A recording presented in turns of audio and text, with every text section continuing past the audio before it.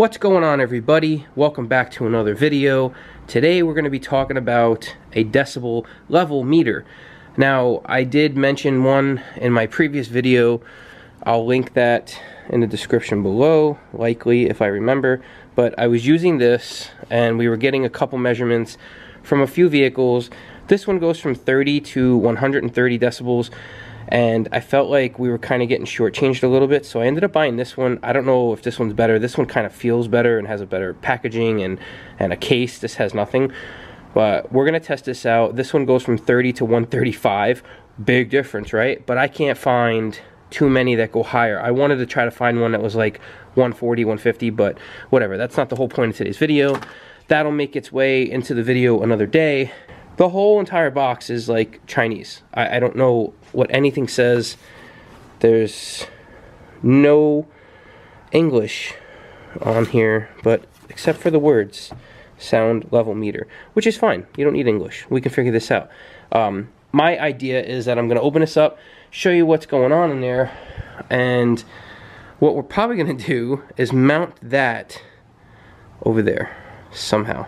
I'm thinking I'm going to use it on the wall to hide that hole that I punched into the wall right there.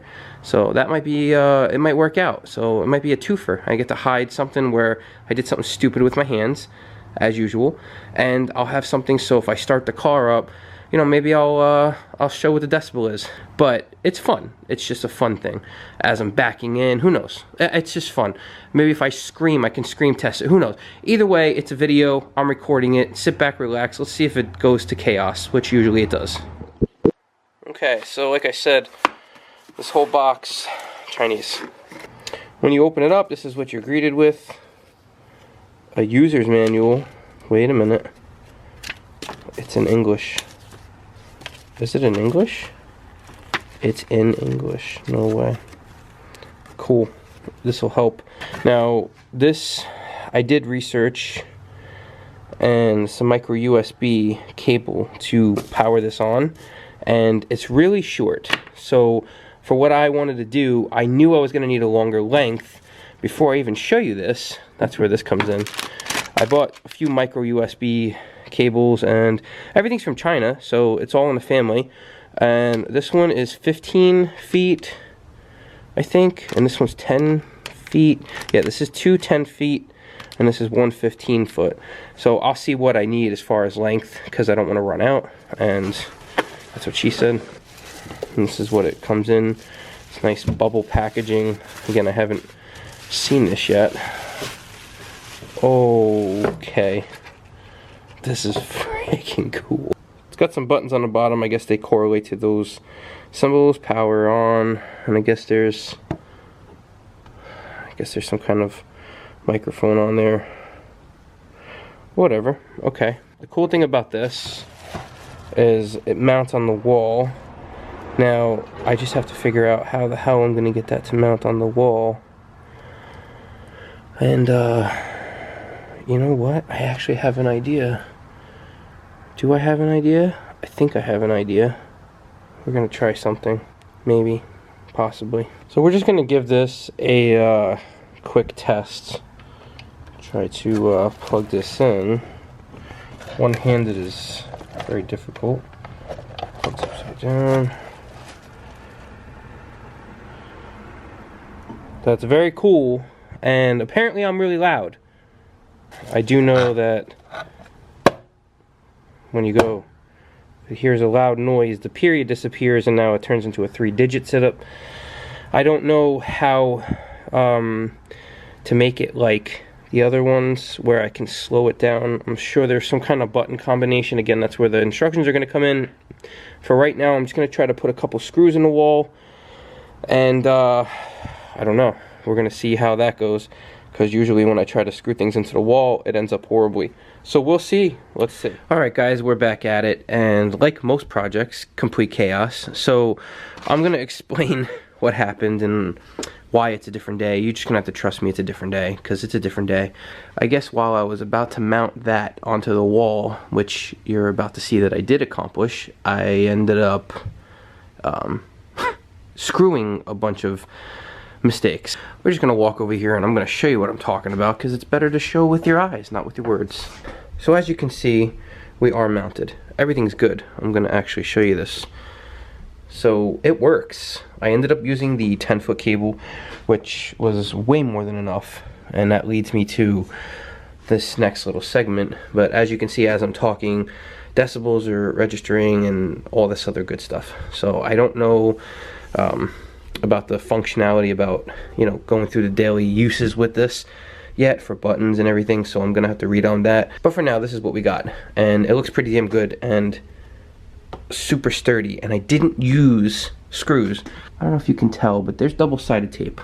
So what I ended up using was the same double-sided tape that I would have previously in a previous life used to mount my easy passes to the front windows. So it's interlocking tape, which if I wanted to, I could pull this off. It's very strong, it's very sturdy. I got 4 little tiny strips, 1 on each corner, and I wiped off the drywall, which, what are you supposed to do with drywall? You can't clean it really, you wipe it off, so it's fine. So everything looks good. The next part of this is slackage. So I wanted to run it through here, since we already have wires coming down, which I can't stand, but it's just the way that they did it with Verizon and something else over here. So I don't have much of a say with this. So what we're gonna do is, I bought these things, self-adhesive cable clips. So basically what these are is little tiny clear clips like this, where you put the cable on one end and on the other.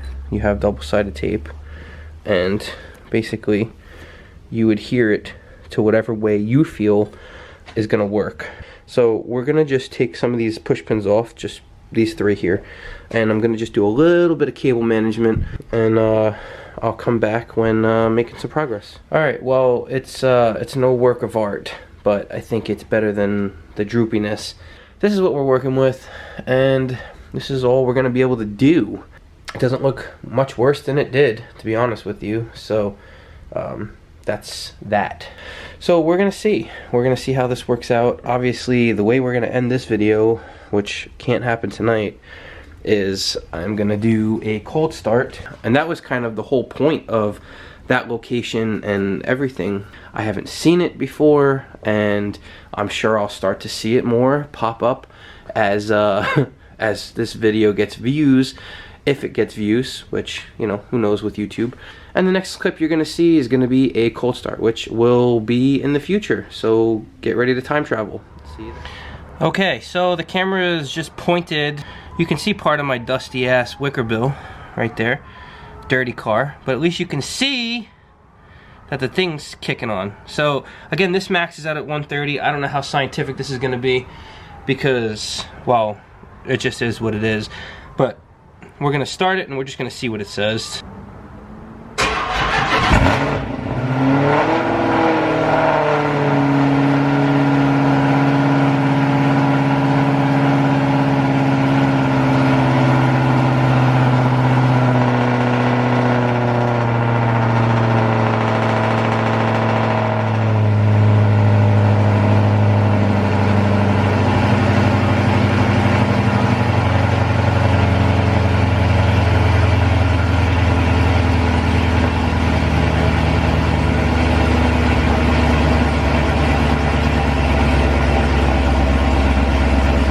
Jesus, Mary and Joseph.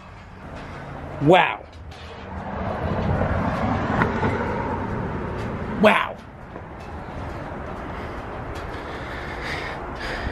That's stabilizing, but wow.